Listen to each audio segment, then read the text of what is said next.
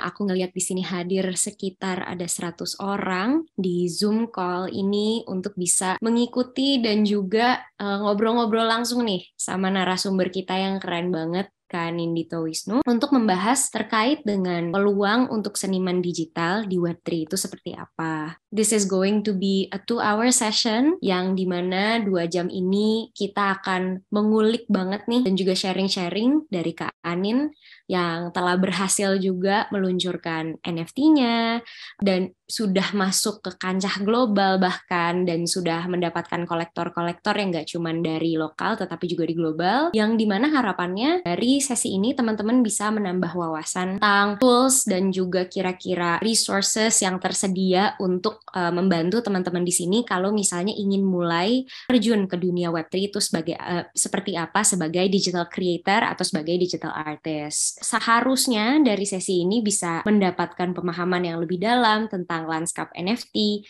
dan banyak ide baru yang bisa menghasilkan yang bisa dihasilkan dari karya-karya yang memang dibuat dari teman-teman di sini. Mungkin sebelum kita ngobrol-ngobrol sama Kak Anin ya, aku cuman pengen kasih tahu aja bahwa sesi ini akan bersifat seperti talk show, di mana akan ngobrol-ngobrol, sharing-sharing aja nih sama Kak Anin. Dan buat teman-teman yang pengen nimbrung selama talk show dengan menyampaikan komentar, opini, atau pertanyaan yang mau langsung didiskusikan selama talk show mulai, itu bisa mengirimkan chatnya atau mengirimkan pertanyaannya melalui chat box. Tapi jangan khawatir, kita pun nanti ada 30 menit sampai 45 menit sesi Q&A yang nanti ketika teman-teman ingin ngobrol langsung sama Kak Aninnya, diperbolehkan dan langsung bisa ngobrol dengan Kak Anin. Di sesi hari ini, tadi aku udah jelasin sedikit ya, tapi pengen inform aja ke teman-teman bahwa sesi ini merupakan salah satu dari rangkaian pembelajaran yang dilakukan oleh NFT Lab Bentara Budaya yang dipower oleh Astra International dan juga disupport oleh Kogi NFT. Di mana memang dari awal minggu pertama kita akan melakukan beberapa pembelajaran selama 10 minggu yang diharapkan juga buat teman-teman di sini juga mungkin bisa ikut di sesi yang selanjutnya, yaitu sesi di 1 Maret yang akan membahas terkait dengan haki, copyright terhadap digital asset atau terhadap karya digital yang dimiliki oleh teman-teman. So stay tune melalui sosial media Bentara Budaya dan juga sosial media dari Kogi NFT untuk bisa mengetahui lebih dalam terkait dengan sesi-sesi selanjutnya. So this is gonna be just one of the many sessions untuk teman-teman bisa belajar lebih dalam terkait dengan Web3 dan juga terkait dengan NFT. Nah, sebelum masuk ke sesinya Kak Anin, sabar dulu ya Kak Anin ya. Aku mau panggil dulu nih Mbak Dinar, yaitu manajer Bentara Budaya untuk memberikan sapaan kecil untuk para peserta yang hadir di sini. Silakan Mbak Dinar. Sebelumnya perkenankan saya menyapa dulu, di sini sudah bergabung ada Mas Ilham Koiri, CM Communication Management dan Bentara Budaya. Selamat sore Mas Iam. Selamat sore Mbak Dinar dan teman-teman. Ya, lalu ada juga Mas Dipraya, co-founder dari Kogi yang tidak pernah lelah untuk mensupport Bentara Budaya dengan program Lab NFT-nya. Juga selamat sore untuk Mas Anindito Wisnu yang sore hari ini sore ya, sekarang sore menuju malam lah ya. Biar semangat teman-teman. Bersedia untuk sharing kepada kita semua terkait peluang-peluang apa sih yang bisa didapatkan sebagai seniman di dunia digital gitu ya. Juga selamat sore buat teman-teman dari peserta Lab NFT batch 1, batch 2 yang sudah bergabung. Juga buat teman-teman yang baru bergabung sore ini ataupun yang sudah bergabung di sesi pertama di minggu lalu. Salam sehat buat kita semua. Kalau dari data yang kami terima ada sekitar 180-an peserta yang akan bergabung di sore hingga malam nanti dalam kelas sesi online ini, tetapi saat ini baru sekitar 116-an ya. Semoga semuanya masih mengantri gitu ya, karena tiket terbatas. Baik teman-teman, Terima kasih sore ini sudah bersedia untuk join di kelas online Lab NFT Bendera Budaya powered by Astra.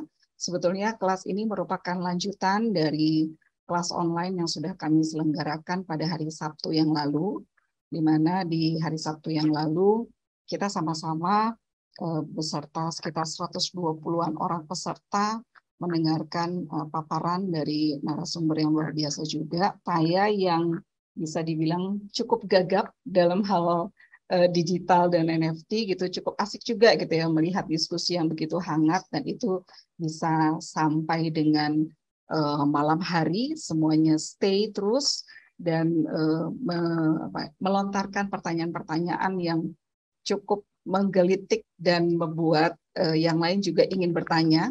Dan semoga semangat di hari Sabtu kemarin bisa juga tertular dalam penyelenggaraan kelas online di hari ini gitu ya. Kebetulan juga temanya adalah untuk mencari peluang nih ya, peluang di bidang seni digital di Web3. Jadi saya rasa semua teman-teman yang hadir di sini sama-sama ingin belajar, sama-sama ingin menggali dan sama-sama ingin mencari peluang itu gitu ya, yang rasanya tidak mungkin dalam waktu ke depan kita tidak berakrab-akrab dengan apa yang disebut dengan dunia digital. Pada kesempatan ini, perkenankan kami dari Bendera Budaya mengucapkan terima kasih atas support yang diberikan oleh pihak Astra Internasional yang sampai hari ini masih bersedia menemani kami dalam program-program Lab NFT. Terima kasih juga buat tim Kogi yang bersedia dirusui terus ya, digangguin terus ya bagaimana kelas ini harus terus berjalan gitu ya, sehingga teman-teman mendapatkan kesempatan yang lebih banyak lagi untuk menggali ilmunya.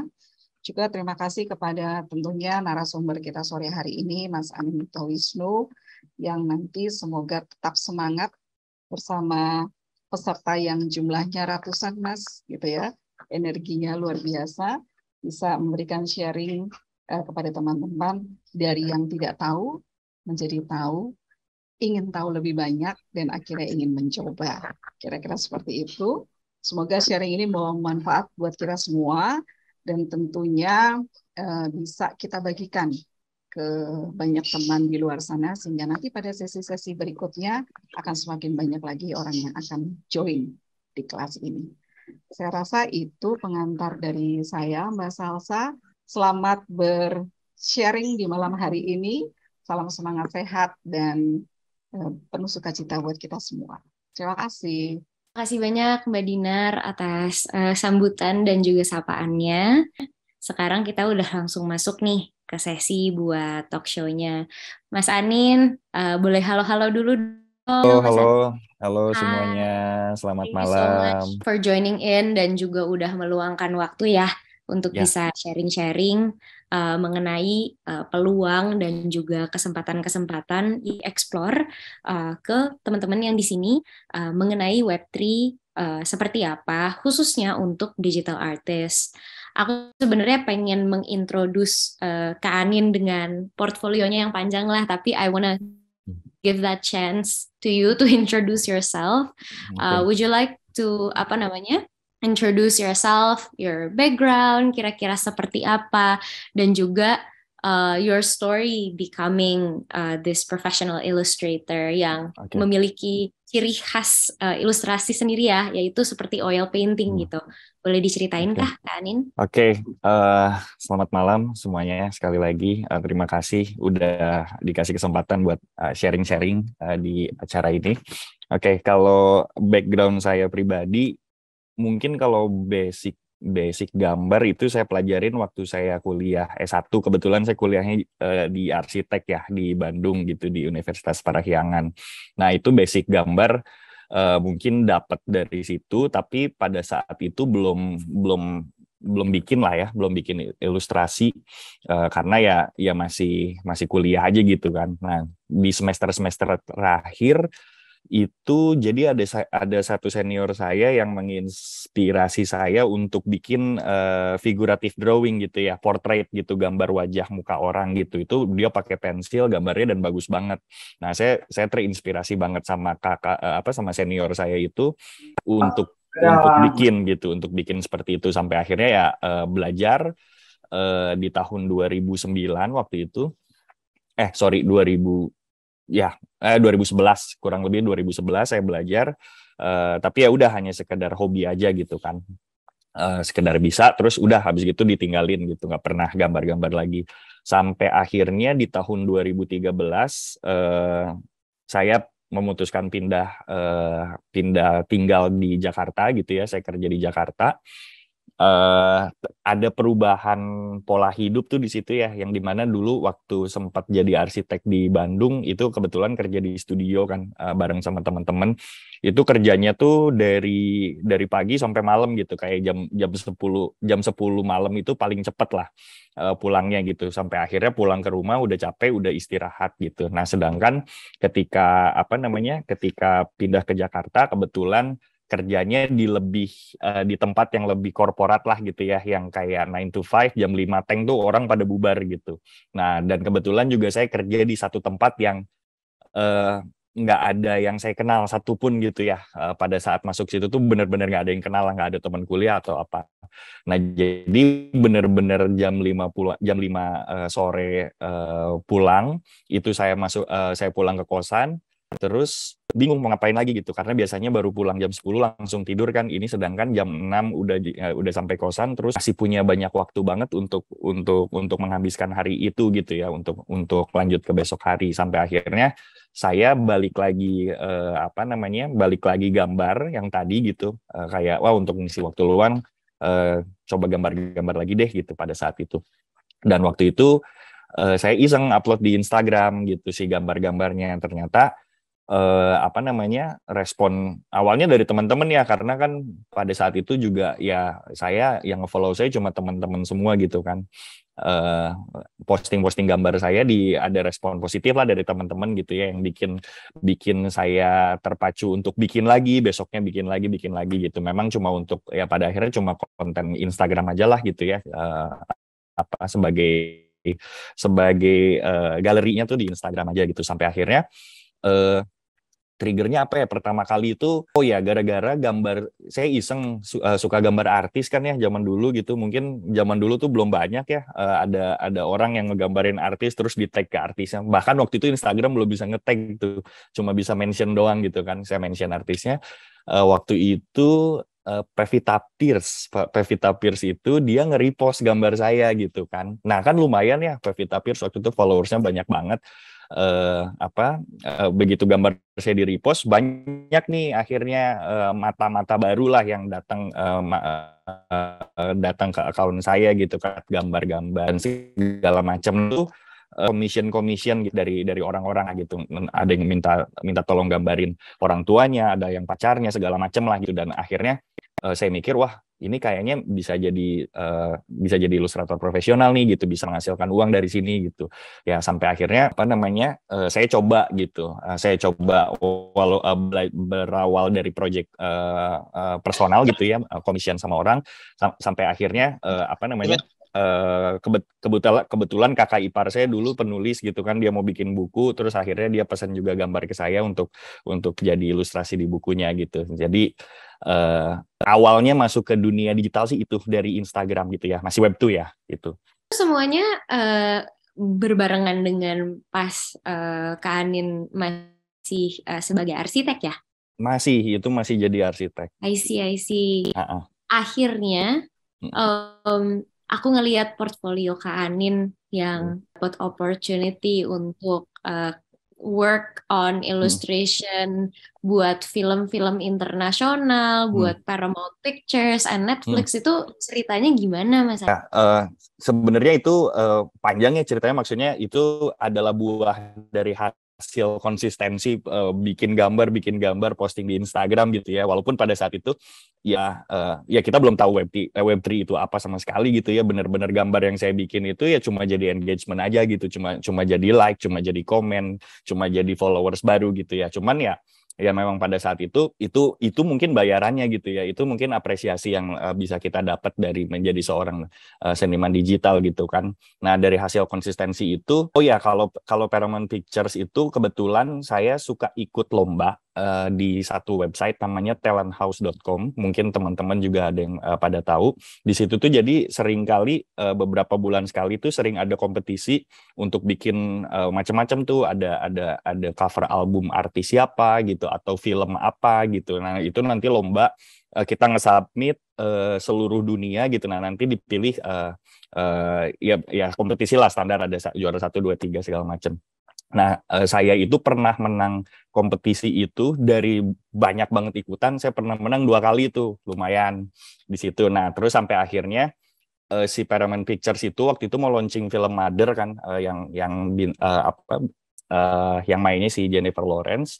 Dia itu ngajak kerja sama Talent House, tapi bukan bikin kompetisi gitu. Dia minta sama Talent House, rekomendasiin dong artis-artis yang ada di Talent House untuk bisa kita ajak kerjasama gitu ya. Akhirnya dari pihak Paramount Pictures-nya handpicking, mungkin intinya dikasih list artis sama Talent House, terus ya dia handpicking ya ternyata ya alhamdulillahnya saya salah satu yang kepilih lah di sana, dan cuma satu-satunya tuh dari Indonesia tuh yang kepilih. Padahal banyak banget dari Indonesia yang bagus-bagus di Talent House gitu yang langganan juara. Cuman ya mungkin cocoknya waktu itu cuma satu. Itu total tuh ada 12 artis dari seluruh dunia gitu ya, berbagai negara yang ngerjain si campaign film Mother itu. Nah, itu kalau yang Netflix. Nah, kalau Netflix itu saya sering banget caper sama Netflix zaman dulu gitu. Jadi saya sering banget bikin gambar film-filmnya Netflix, tapi sama saya diparodiin gitu, kayak misalnya Stranger Things, tapi sama saya dipakein baju seragam Indonesia gitu. Terus Orange is the New Black, sama saya si baju orange penjaranya saya ganti jadi tukang parkir di sini gitu, kayak gitu-gitulah. Jadi sering ngegangguin Netflix lah, sering caper gitu. Itu lumayan lah caper 2 tahun atau 3 tahun ada, sampai akhirnya ya itu dapat dikontak lah sama orang Netflix ya, untuk ngadain waktu itu tuh dalam rangka ini memperingati Hari Film Nasional Indonesia gitu ya. Si Netflix tuh bikin Netflix Indonesia bikin Netflix kayak digital magazine gitu, di Instagram story-nya dia lah gitu. Nah, terus dia invite ada tiga artis untuk bikin posternya film Netflix dan dipilihin gitu. Nah, kebetulan waktu itu saya kepilihnya ngerjain gambar film Kingdom, yang serial zombie Korea itu gitu, bareng sama Ayang Cempaka sama Rian Adriandi waktu itu, bertiga gitu sih. Thank you so much Kak Anin atas ceritanya. Before we discuss further, khususnya mengenai how you get into Web3 gitu ya, aku pengen kasih sedikit penjelasan kepada teman-teman yang baru di sini dan juga baru ngikutin NFT Lab Bentara Budaya yang dipower oleh Astra International, bahwa Web3 ini merupakan konsep iterasi internet selanjutnya, yang dimana tadi terbahas sama Kak Anin bahwa sekarang yang memang digunakan dan juga yang masih menjadi normatif gitu ya, itu adalah Web 2, yang dimana internet itu diisi dengan platform-platform sosial media seperti Instagram, Twitter, dan sebagainya, yang menjadi wadah atau rumah untuk bisa berinteraksi atau berkecimpung di internet gitu. Nah, sedangkan kalau Web3 ini merupakan konsep yaitu iterasi internet melebihi dari Web 2, yaitu internet sekarang, yang menggunakan blockchain teknologi, menggunakan AI, menggunakan cryptocurrency, dan teknologi-teknologi lainnya, termasuk juga NFT. Di mana sepertinya Web3 ini tuh bisa menjadi peluang banyak untuk para artis. Nah, buat Kak Anin sendiri nih, what inspired you to look into Web3? Awalnya tuh ngelihat Web3 ini tuh berdasarkan dari apa, atau apakah dari temen atau tiba-tiba ketemu sendiri, dan apa yang bikin Kak Anin tertarik gitu, kayaknya gue pengen explore deh untuk mengexpand karya-karya gue gitu, yang tadinya masih engagement di Instagram dan tunggu calling commission gitu ya, akhirnya jadi masuk ke Web3 itu, ceritanya gimana tuh Kak Anin? kalau nggak salah di tahun 2020 akhir lah ya, pas lagi COVID gitu. Itu kalau nggak salah saya nggak sengaja nonton YouTube apa artikel gitu ya, tentang NFT inilah. Cuman pada saat itu saya nyari tahu NFT apa itu masih sedikit banget yang ngebahas NFT gitu, masih susah banget. Dan kalaupun ada juga, kalau nggak salah waktu itu saya nemu jurnal, dan pas saya pelajari susahnya minta ampun gitu. Ini bahasa apa sih gitu, kok susah banget gitu. Cuman dari judulnya tuh kayak menarik banget gitu, bikin karya seni dibikin menjadi NFT lah, intinya kayak gitu. Cuman setelah saya baca-baca, wah nggak kuat gitu, nggak nyampe lah gitu ke otak saya gitu. Sampai akhirnya ya udah saya lupain gitu, NFT itu apa. Memang seiring jalannya waktu juga apa ya, bisa dibilang saya telah memasuki fase di mana bikin karya di Web2 itu udah selesai gitu. Maksudnya apa ya? Saya udah sampai di titik di mana saya Udah nggak tahu. kenyang gitu ya. Iya, maksudnya saya ngapain ya bikin gambar nih, buat apa sih sebenarnya gitu. Waktu dulu mungkin pas ketika saya masih jadi full time ilustrator, ya memang harus gambar gitu, mau nggak mau. Tapi akhirnya saya menyerah jadi full time ilustrator gitu ya. Saya kerja di sebuah korporat. Nah, akhirnya udah kayak nggak nemu alasan lagi untuk gambar gitu. Toh juga ya saya nggak tahu juga ya, makin kesini algoritma Instagram makin berantakan gitu, dan pada akhirnya juga yang saya gambar, yang saya lakukan itu udah nggak se-fun dulu lagi gitu. Banyak teman-teman yang report sama saya gitu, kok Nin setiap lu posting nggak muncul ya di timeline-nya dia gitu dan segala macam. Jadi akhirnya apresiasi yang biasa saya dapat juga semakin turun kan gitu. Ya udahlah, di satu sisi uang udah dapat dari kantor gitu, terus ngapain ya gambar lagi gitu. Itu sempet tuh akhirnya saya lumayan lama nggak gambar lah, nggak posting di Instagram. Nah, sampai akhirnya NFT mungkin pelan-pelan udah mulai familiar lah gitu ya. Orang-orang udah mulai banyak satu persatu bermain sampai akhirnya ada teman kuliah dulu, dia bilang gitu, Nin nggak mau bikin NFT gitu. Aduh kayaknya susah deh. Kemarin udah sempat belajar, udah sempat baca-baca, cuman nggak paham gitu. Ya, terus akhirnya dia ngejelasin lah secara basic lah gitu. Gampang kok sebenarnya gini. Nah terus pada saat itu dia bilang, gampang lah lu mah kalau misalnya bikin NFT kan followers Instagram udah banyak, pasti laku gitu. Terus saya bilang, tapi kan belum tentu followers yang banyak ini mereka main cryptocurrency gitu kan. Belum tentu juga misalnya bikin NFT terus tiba-tiba langsung laku gitu. Karena ya itu tadi, belum tentu followers yang banyak itu main kripto lah gitu. Karena pada saat itu setahu saya NFT itu harus dibeli pakai Ethereum. Waktu itu cuma tahu Ethereum doang tuh blockchain-nya kan. Terus dia bilang, ya udah kan nggak tahu juga, maksudnya ya coba aja dulu gitu kata dia. Udah tuh saya renungin dan segala macam, satu persatu teman-teman kreator di lingkaran saya juga udah satu persatu mulai main gitu kan. Itu di 2021 pertengahan lah gitu. Memang menuju hype-hype-nya NFT kan dari 2021 akhir sampai 2022 pertengahan lah ya. Nah di 2021 September akhirnya saya memutuskan oke lah coba dulu gitu. Tapi saya masih bingung nih, bikin apa ya? Ya udah deh, pada akhirnya karya-karya saya yang ada di Instagram ya udah dijadiin NFT aja gitu, untuk tes pasar juga kan. Waktu itu saya pertama kali minting di blockchain Tezos, karena udah ngeceng-ngeceng Ethereum itu, pas ngeliat gas fee-nya kok mahal banget ya satu karya. Waktu itu saya lagi peak-peaknya tuh bisa sampai $100 tuh satu karya. Wah kalau nggak laku kan rugi bandar gitu. Terus akhirnya yang ngobrol-ngobrol sama teman-teman, ada alternatif Tezos yang dimana gas fee-nya murah sekali.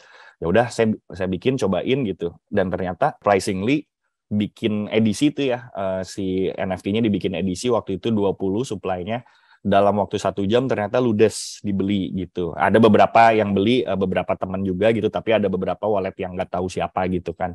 Dan itu memang kalau ngelihat dari segi yang didapetin mungkin nggak gede-gede amat ya, karena Tezos juga kan nggak mahal ya waktu itu. Walaupun waktu itu lagi tinggi tuh, satu Tezos tuh 110 ribuan gitu pas saya main gitu.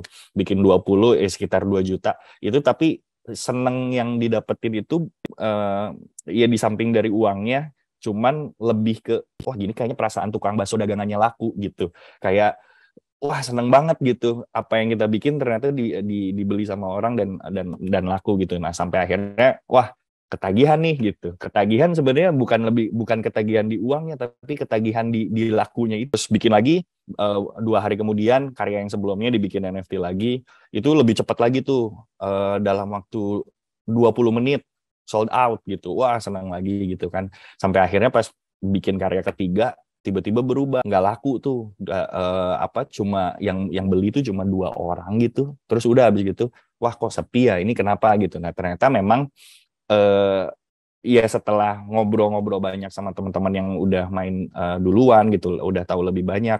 Ya memang pada akhirnya di dunia Web3 khususnya NFT ini bukan perkara dagang aja gitu, bukan ya kita punya barang, baratnya kayak e-commerce gitu ya, kita taruh dagangan kita terus dibeli udah selesai, nggak seperti itu gitu mainnya. Ada community, ada ya macam-macam lah gitu kan. Saya diceramahin sama teman-teman yang udah main duluan gitu, oh kayak gitu, sampai akhirnya ya udah berjalan terus. Dan akhirnya saya nyobain ke Solana itu di awal tahun 2022 kemarin, di bulan Januari. Akhirnya mungkin sebenarnya inilah pilihan blockchain mana yang kita pilih itu pada akhirnya lebih kayak cocok-cocokan secara personal terhadap community-nya, terhadap platformnya dan segala macam gitu, dan juga terhadap gas fee-nya gitu. Karena kalau ngomongin untung sih udah pasti main di Ethereum paling cuan gitu kan, tapi ya gas fee-nya juga berat dan pemainnya juga lebih banyak gitu. Nah waktu itu memang nyobain Solana karena masih blockchain yang relatif baru, dan ya ternyata ya bisa bertahan gitu sampai sekarang. Thank you so much Kak Anin. Yeah. Aku interested banget untuk deeper about the story dari setiap collection yang dirilis ya. Karena kan sempat ngerilis sekali, kedua kali, terus ketiga kali. Based on your art style atau bagaimana your creative output lah sebagai ilustrator, membandingkan ketika menggambar untuk audiens atau platform atau kayak atau era Web 2 dibanding dengan Web 3, itu tuh perbedaannya kerasanya di mana sih as an artist? Tapi aku lebih kepada creative outputnya ya, ada yang membuat berbeda nggak? Yang jadi akhirnya gambar gue jadi berubah begini nih, atau gue jadi ke-push kayak gini nih, atau kayak gimana?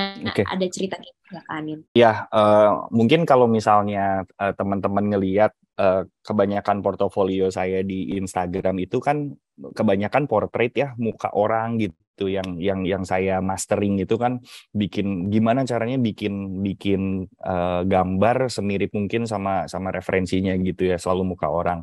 Nah, tapi memang kalau ditanya ada perubahan sudut pandang, ada, karena Web3 itu bikin saya makin mecut diri sendiri untuk bikin sesuatu gitu. Kayak karena isinya tuh kan cepet banget ya.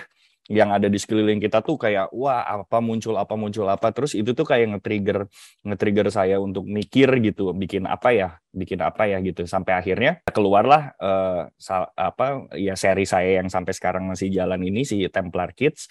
Itu bahkan nggak ada mukanya sama sekali gitu. Itu bisa dibilang ya ini bukan Anindito Wisnu nih gitu. Anindito Wisnu biasanya bikin muka orang gitu, tapi koleksinya sekarang mukanya malah ditutupin helm semua gitu. Nah itu juga perjalanan yang pada akhirnya saya memutuskan untuk bikin series kayak gitu, dan ternyata saya juga nyaman sekali gitu ngerjainnya gitu. Jadi memang di satu sisi di Web3 karena peluangnya semakin besar, jadi juga lebih nge-shoot si orang atau si kreatornya untuk bikin sesuatu yang baru dari yang sebelumnya dia misalnya udah nyaman ngerjain kayaknya berani gitu untuk keluar dari sana gitu. NFT nih, jadi ini salah satu marketplace di Solana namanya exchange.art. Ini series utama saya yang namanya Templar Kids tadi itu memang jualannya ada di sini gitu ya platformnya.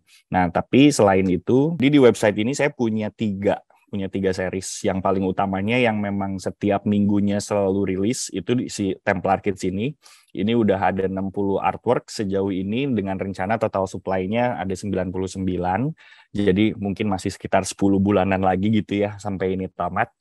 Kolektor udah sekitar 54 orang, karena ada satu kolektor yang punya 2, ada satu kolektor yang punya 3 gitu. Nah, di samping itu saya juga punya Templar Kids ini yang pertama, mungkin bisa sambil saya buka. Kalau ini Ini kebetulan saya lagi running auction juga nih, ada 13 jam lagi mau selesai.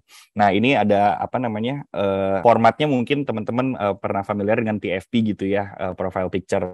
Jadi memang walaupun biasanya profile picture project itu biasanya generatif gitu ya, kayak mungkin yang terkenal apa Bored Ape gitu, itu kan cuma intinya di generate gitu, traits-traitsnya kayak topinya dan segala macam.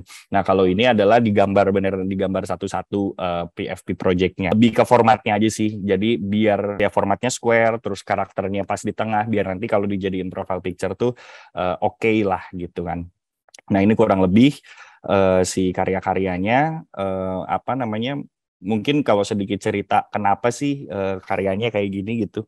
Jadi ini sebenarnya juga 2016 tuh saya udah pernah gambar ini loh. Udah pernah gambar anak cewek, terus kepalanya pakai helm Templar gitu.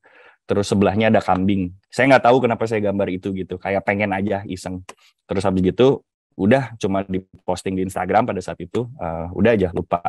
Nah, perjalanan kenapa saya akhirnya rilis Templar Kids ini, suatu hari nih saya lagi di WC gitu ya, lagi ngerjain project juga waktu itu. Terus capek ke WC dulu gitu. Tiba-tiba di-remind sama handphone, di gambar Templar Kids saya yang 2016 itu muncul gitu di handphone saya. Terus kayak tiba-tiba aja gitu, aha moment, bikin aja gitu ya series anak-anak kecil gitu pakai topeng-topeng ini gitu. Nah, dari situ saya mikir, tapi ngapain ya dia anak kecil pakai topeng ini ngapain gitu, dan mereka tuh adalah siapa. Nah, akhirnya saya mikir di situ lore-nya. Ya udahlah, akhirnya ketemu tuh. Jadi ceritanya Templar, nama Templar Kids aja belum ada gitu. Pada saat itu saya mikir, oke, nama koleksinya Templar Kids. Terus kenapa anak-anak kecil ini pakai topeng?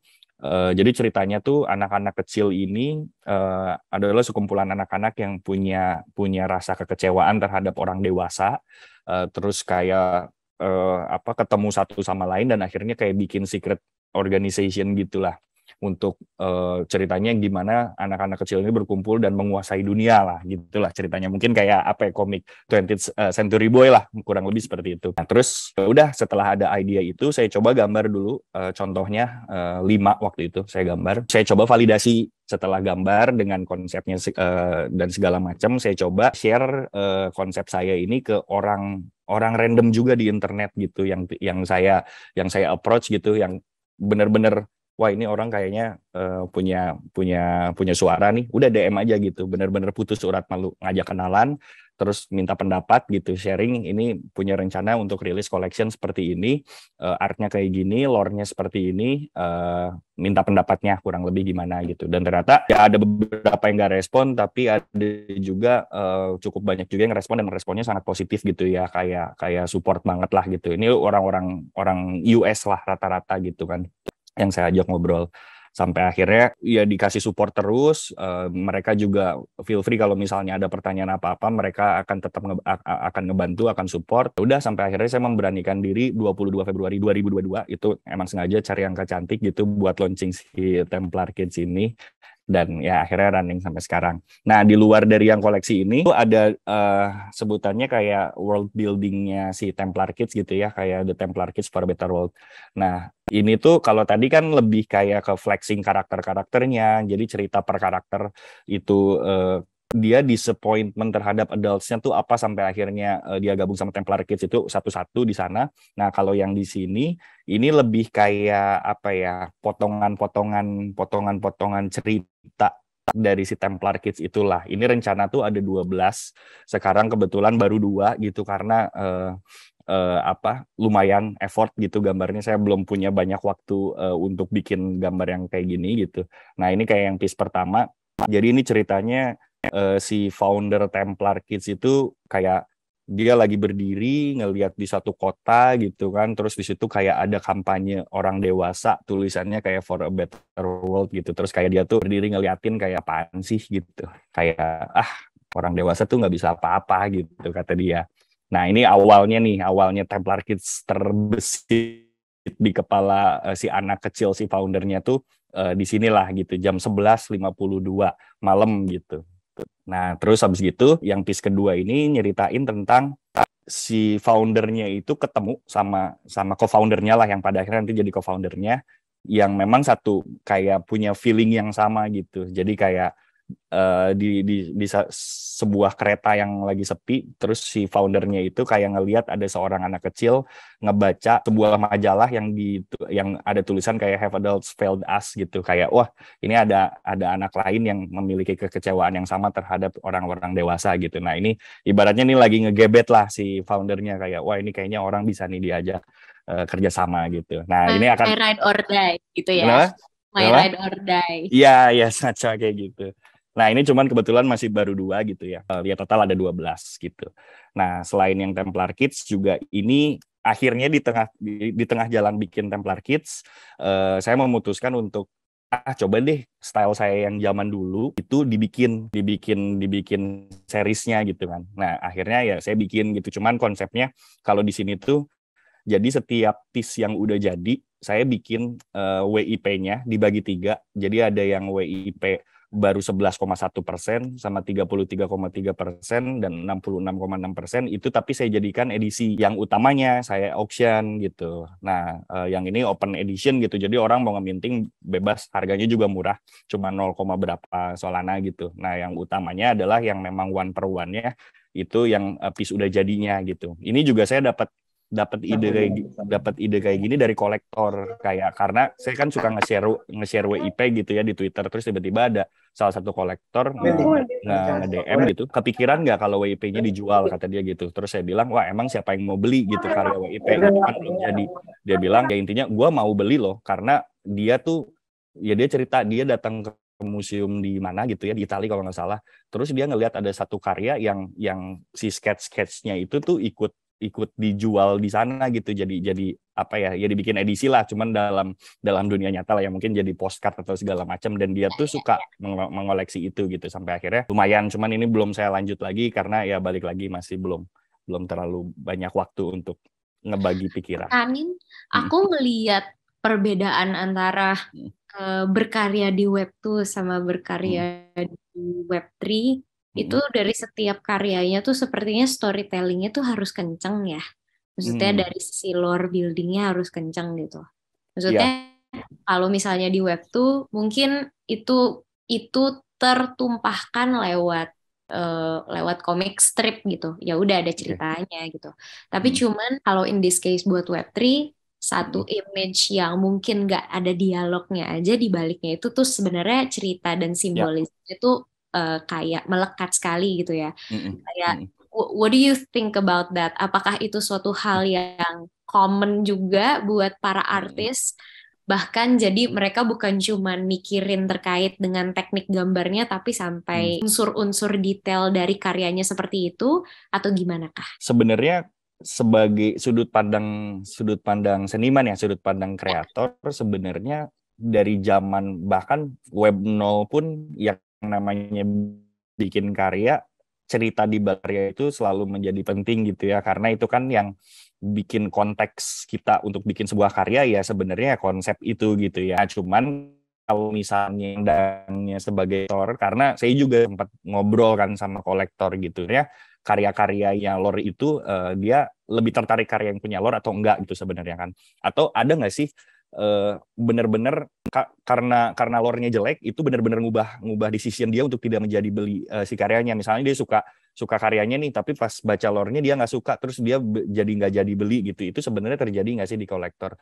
Dan jawaban mereka adalah tergantung project-nya sebenarnya. Kalau misalnya memang dari awal project-nya memang narrative based, ya lore akan menjadi penting dan lore itu akan dibaca sama orang. Tapi banyak juga project-project yang memang mungkin banyak project kayak pixel art gitu yang ya udah kayak cuma rilis aja lucu-lucuan gitu. Mungkin lebih kayak apa ya, internet kan memes culture banget ya gitu, kayak bikin pixelnya karakter dari pop culture siapa gitu, dan orang ya itu pun harganya bisa tinggi banget juga gitu ya, orang ngejar untuk beli si project-project kayak gitu. Jadi memang seru indahnya di Web3 itu balik lagi kebebasannya di artis gitu, tergantung artisnya mau bikin project yang kayak gimana. Kalau misalnya memang mau bikin project yang kuat ceritanya, ya siapin itu gimana caranya cerita kita terdeliver dengan baik ke penonton. Kalau misalnya nggak mau bikin project yang ada ceritanya, ya silahkan aja, dan itu pun bisa berhasil juga gitu. Thank you so much Kak Anin. Aku mau nanya ada beberapa pertanyaan yang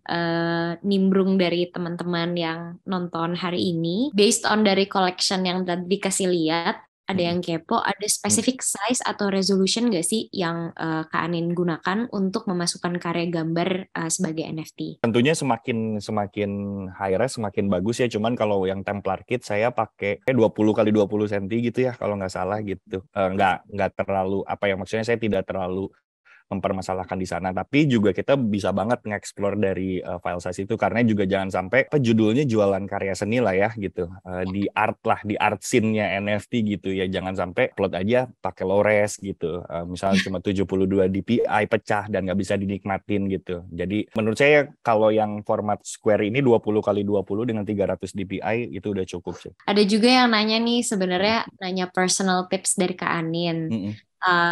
Dia sekarang menjadi pemula masuk di NFT, dan nanya, Kak Anin ada nggak sih tips buat pemula supaya karyanya bisa terjual? Soalnya aku udah almost couple of weeks belum laku-laku, tapi baru upload 2 karya sih, hehe. Dan aku pakai OpenSea. Mungkin ada journey-nya kan, karena sempat ngerilis collection yang sold out-nya membutuhkan waktu. Sebelum masuk ke gimana cara sold out, setiap blockchain itu punya punya culture-nya masing-masing lah ya, bisa dibilang gitu. Ethereum punya culture-nya, mungkin Polygon juga punya, terus dan Solana itu. Jadi mungkin bisa jadi apa yang saya kasih sekarang tipsnya gitu, karena yang saya alamin kan di Solana mungkin bisa jadi nggak works di Ethereum gitu. Cuman nggak apa-apa, saya coba jawab. Cuman intinya ini agak klise ya sebenarnya ya, karena jangan mikir sold out dulu gitu, tapi gimana caranya si karya kita ini. Karena gini, kalau misalnya dari awal kita mikirnya harus sold out gitu, itu ujung-ujungnya kita dagang. Walaupun itu kebebasan ya, maksudnya itu sebuah positioning yang artis bebas pilih gitu, mau jadi pedagang atau mau jadi artis gitu. Itu sangat dia dua-duanya bisa sukses gitu. Pedagang NFT banyak juga yang sukses gitu, yang dia nggak peduli dibeli sama siapa, yang penting karyanya laku, dan banyak yang sukses. Cuman kalau saya lebih memilih jadi artis yang memang saya peduli siapa yang beli, bahkan nggak usah beli deh, dia ikut ngebit aja pasti akan saya ajak ngobrol, kenapa ngebit karya yang ini, kenapa sukanya dari mana gitu. Itu pasti saya lakukan itu. Jadi apa yang saya lakukan justru malah mindsetnya nggak mikir gimana caranya supaya kejual, tapi gimana caranya orang tahu saya punya koleksi ini. Ketika orang mau beli apa enggak itu udah urusan kolektor gitu ya. Kita nggak berhak untuk maksa kayak beli dong gitu. Itu ya pada akhirnya kan ya ini karya seni juga ya, kebutuhan emosional gitu. Orang nggak butuh karya seni sebenarnya gitu. Dia beli karya seni ya satu karena dia suka, dua dia support artisnya gitu kan. Yang saya lakukan gimana caranya apa yang saya bikin itu dilihat sama orang gitu. Putusin urat malu, ajak kenalan. Jadi agak ada perubahan kultur ya dari Web 2 ke Web 3 gitu. Yang dimana yang pertama nih bisa saya jelasin, yang Web 2 itu kayak menuntut si usernya untuk narsis pertama gitu ya. Kayak apa-apa diupload, kita sering banget lah gitu, Instastory kita lagi ngapain dan segala macam. Di Web 3 itu kebalikannya tuh, kayak balik lagi ke Web 1 zaman dulu gitu. Mungkin teman-teman pernah chatting di warnet gitu, itu kan jarang banget yang pakai nama asli ya, pasti pakai nama samaran. Nah di Web 3 tuh kayak kembali lagi ke masa-masa itu, profile picture pakai gambar orang, terus abis gitu nama juga ada aliasnya gitu. Kalau di Web tuh ini saya ngalamin sendiri ya, bukan ngejudge orang lain gitu, tapi saya pun melakukan hal itu gitu. Ada orang nge-DM saya males gitu ngejawabnya di Web 2 gitu, kayak ih apa sih gitu. Nah sedangkan di Web 3 itu kebalikan, siapapun nge-DM tuh kayak pengen ngobrol aja gitu, ngebalas, dan saya pun akhirnya melakukan itu, ajak kenalan orang. Dan yang kedua, ngajak kenalan itu jangan embel-embel jualan, karena orang tuh udah tahu nih, orang datang mau jualan itu udah tahu sama sales gitu kan, udah tahu wah ini jualan nih, orang males gitu, udah males duluan. Tapi ya memang gimana caranya kita genuine untuk networking, ya mungkin minta advice, karya kita bagus nggak gitu, atau misalnya ada masukan nggak, atau gimana gitu. Itu basic banget sih kalau menurut saya. Mungkin harusnya di semua blockchain pun seperti itu. Jadi mungkin tipsnya itu selain mengenal juga kira-kira kolektor kolektornya siapa, tapi juga terbuka untuk ngobrol sama mereka ya Kak Anin ya. Malah jadi bisa mempelajari on how can we make the art better atau collectionnya lebih relate kepada audiensnya gitu ya Kak Anin ya. Aku ada pertanyaan juga nih dari salah satu penonton. Hai Kak Anin, tadi kan bilang kalau untuk minting itu cocok-cocokan ya. Mau pilihan Ethereum, Solana, DLL, minting di OpenSea, Exchange, DLL. Nah, apakah kita bisa minting gambar atau image yang sama, atau baiknya setiap minting harus image yang berbeda-beda, atau harus project yang berbeda-beda ya? Kalau pertanyaannya bisa, cuman jangan gitu, karena kita bikin satu karya nih, terus kita minting di Ethereum gitu kan, terus tiba-tiba kita minting lagi, kan filenya sama ya, kita minting lagi di Solana, catat di blockchain yang berbeda gitu. Nah itu orang akan bete lah sama kita gitu, apalagi kolektor ya.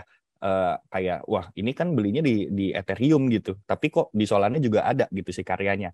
Jadi kayak gitu. Kalau misalnya pertanyaannya bisa, cuman sebaiknya jangan dilakukan. Yang kebanyakan orang lakukan misalnya gini, orang bikin karya di Ethereum, terus nggak laku nih, terus kayak dia ngelirik-lirik, Solana kayaknya seru, pindah Solana deh. Nah yang dia lakukan adalah yang di Ethereum di burn, baru diminting ulang di Solana gitu, jadi nggak double sih karyanya. Karena ada sifat exclusivity dengan kepemilikan karya itu ya Kanin ya, yang bikin orang jadi malah bingung kalau loh kok dua karya ada di dua blockchain yang berbeda gitu ya Kanin. Iya betul, ya kayak kita di dunia nyata deh, misalnya beli lukisan Mona Lisa gitu kan, keluar duit banyak banget miliaran gitu, terus udah dibawa-bawa ke rumah, terus tiba-tiba kita ngelihat di galeri mana, lah kok ada lagi sih, bukannya punya kita yang asli ya gitu. Kurang lebih gitu analoginya. Nah, kalau misalnya terkait dengan advantages nih, kelebihan untuk ilustrator dari pandangan Kak Anin dalam menggunakan Web3 platforms itu apa sih Kak? Di Web2 itu kalau misalnya kita jadi ilustrator dan berkarya di Web2, sebenarnya jarang disadari bahwa yang kita jual itu sebenarnya bukan konten kita, tapi platform kita. Bukan karyanya yang kita jual gitu, tapi si karya itu menjadi alat biar platform kita berkembang, followers banyak, engagement bagus, barulah datang tuh brand-brand gitu, endorse segala macam. Tapi sesungguhnya yang kita jual adalah platformnya, bukan karya kitanya. Nah di Web3 ini kita bisa jual langsung si karya kita tanpa kita punya platform yang gede. Nggak perlulah nunggu followersnya banyak-banyak sampai 1.000 gitu, atau 100.000 atau berapa gitu. Harus jadi selebgram dulu atau seleb Twitter dulu untuk bisa jualan, itu nggak perlu di Web3.